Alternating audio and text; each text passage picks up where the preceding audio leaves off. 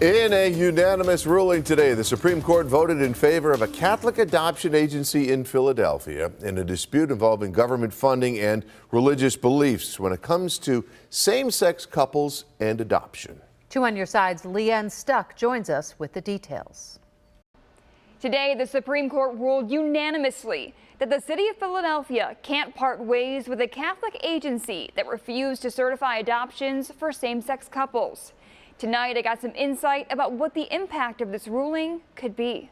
In this case, the Supreme Court now has held that that was unconstitutional and a violation of the Catholic Social Services First Amendment rights. The court's narrow ruling said the city of Philadelphia violated the First Amendment when it refused to work with Catholic Social Services, a religious agency that denies adoption certifications to same-sex couples. It's not as strong of a decision as some conservatives had hoped for, but it is a further whittling away at the ability of government to control through finances what religious institutions, in this case Catholic Social Services, what they can do when they do receive governmental money.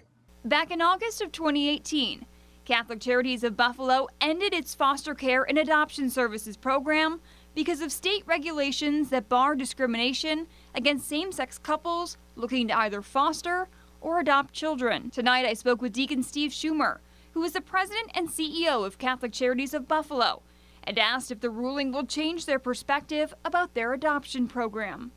Deacon Schumer said he has not had time to consider the ruling yet, but said he will be discussing it with Bishop Michael Fisher.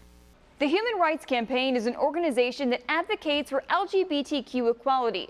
President Alfonso David said, quote, "It does not negate the fact that every qualified family is valid and worthy. Children deserve a loving, caring, committed home."